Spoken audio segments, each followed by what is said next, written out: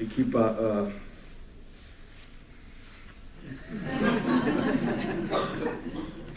Hvala Vasja za tole, da se ne počutim tako kot tale vesolček. Pa na zdravje še enkrat.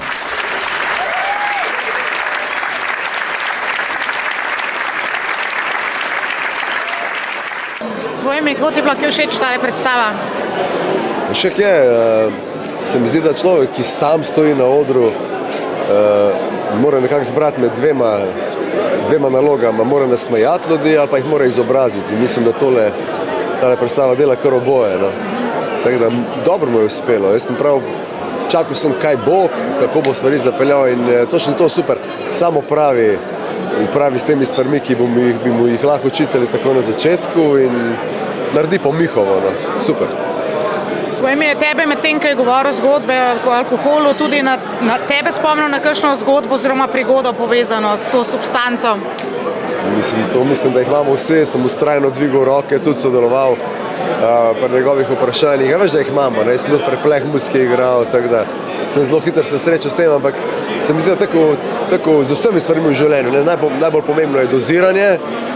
On je pač izkusil te slabe strani napačnega doziranja, nekaterih še nismo, ne vem, mogoče tudi da bomo, ampak lepo, no, vsaj sprašuje se o enih stvareh, ki so prisotne v naši družbi, pa malo se zamisliš nad svojim obnašanjem, ampak niti ne v negativno smer, ampak mogoče se celo pohvališ, da nisi toliko ekstremen, ne, pa da so zaenkrat stvari še v redu. Tako da ja, da ti mislim, to mi je všeč, ker zelo veliko teh predstav te nasmeji, pa ti da neke dobre občutke, pa ko greš domov, pa nimaš še česa, tu pa mislim, da bi bo nekaj ostalo. Ne.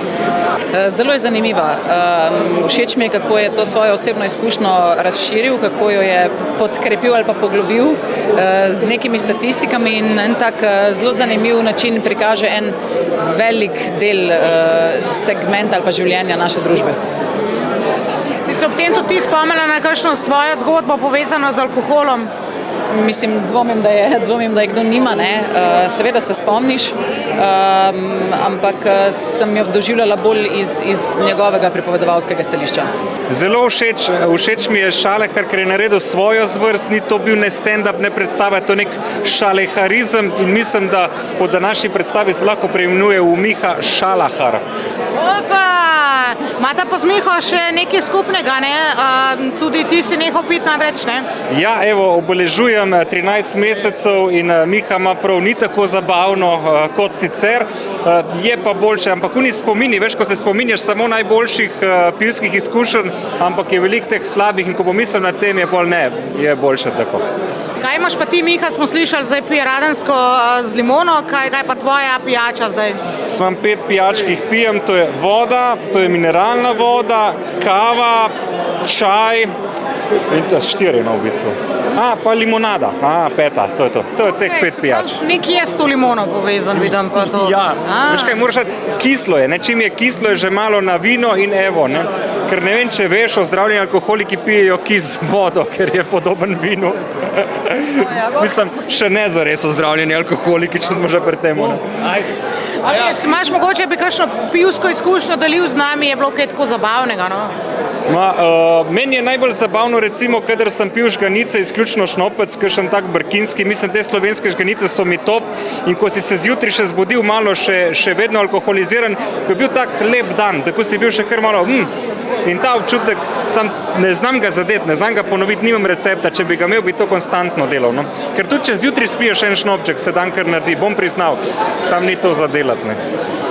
Kako je bilo delati z Mihatom na predstavi? Vemo, da ni igralec. Ne, dober, res ni igralec, je pa izjemno odprt fant, dober, malo pomaga to, da smo prijatelja, ne, ampak tako bil je blazno hiter, rad je, mislim, v bistvu si je želel sprejemati neke sugestije, hotel si je pomoči, veš, ko v bistvu je bil en res zelo lep proces, no, pa v bistvu zelo intenziven, tako ene mesec pa pol smo delali tako 2krat na dan in je zmogel, no, kar je bilo mene je malo presenetilo, no, sem mislil, da bo težje, pa ni bilo, je bilo lepo. Povej mi, zakaj si se odločil spregovoriti o tej, v bistvu ne toliko zelo lahki temi, sploh ne zate, ne? Ja, mislim, to je dobro vprašanje. Ne, v bistvu vem zakaj. Zato, ker jaz, ko sem pač nehal piti, alkohol, sem pol z distance ugotovil, da je to tako ena smešna situacija, ker to neko slovensko normalnost uživanja alkohola razgradiš na posamezne ideje, ki gradijo to normalnost. In tako da sem se v bistvu sam sebi začel ful smejati. In potem sem najprej to knjigo napisal in potem sta mi v bistvu Papič pa Bračič začela težiti, da narediti neko predstavo. Potem sem jaz nek tekst začel pisati, potem sem dobil Mateja Recerja zraven, hvala Bogu, ker jaz sem to tako zelo zlahka jemal, to igralsko vlogo in zdaj sem začel ceniti igralski poklic, ki je težek. Tako da to je na kratko ta zgodba o tem, zakaj. Rekel si, ni zdaj, da bi koga silil, da mora tudi nehati, ampak verjetno se pa je kdo prepoznal. Ti kdo že rekel po predstavi, sam imaš prav, nisem nikoli o tem tako razmišljal. Mislim, ja, tudi že po knjigi je precej ljudi prišlo do mene, ki so rekli, da so se na zanimiv način prepoznali noter. Jaz v bistvu nočem s tem, kar delam, siliti nobenega v karkoli. Mogoče že to dosti, da eni ljudje, pa ne glede na to, v kakšni situaciji so, vidijo, da niso čisto sami v tem. Ker meni, ker sem bil še pregloboko v tem, se mi zdelo, da je vse narobe z mano. Pa zdaj pa do mene, in to je mogoče pa ena taka ful lepa stvar tega, da sem začel o tem govoriti, ker do mene res prihaja kup ljudi, ki mi pravijo, jaz imam isto zgodbo, pa sem imel isto zgodbo, ali pa razmišljam o tem, da bi imel podobno zgodbo. Skratka, fajn mi je, da se začne v enih stvarih govoriti, ki niso nujno najprijetnejše, kljub temu, da izgledajo cel žurne. Kaj pa zdaj s tem časom, ki si ga običajno pač presedel po lokalih s frendi, počneš? Pa se še vedno sedim po lokalih s frendi. Pač pijem brezalkoholen per ali pa kokto. Mislim, ni tako, da bi začel goblene delati ali pa karkoli, ker sem že prej blazno veliko enih interesnih enih dejavnosti, s katerimi sem se ukvarjal, ampak recimo, da je zdaj ful več sajta, da se z njimi dejansko tudi ukvarjam.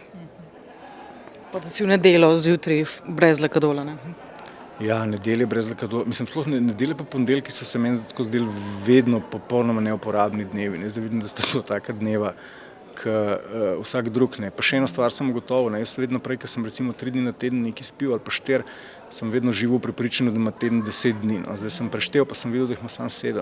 Tako da zanimive stvari. Frustracije tradicionalno projicirajo na druge nacije in jih potem upepeljujejo v taboriščih. Avstrijci svoje frustracije radi podkletijo,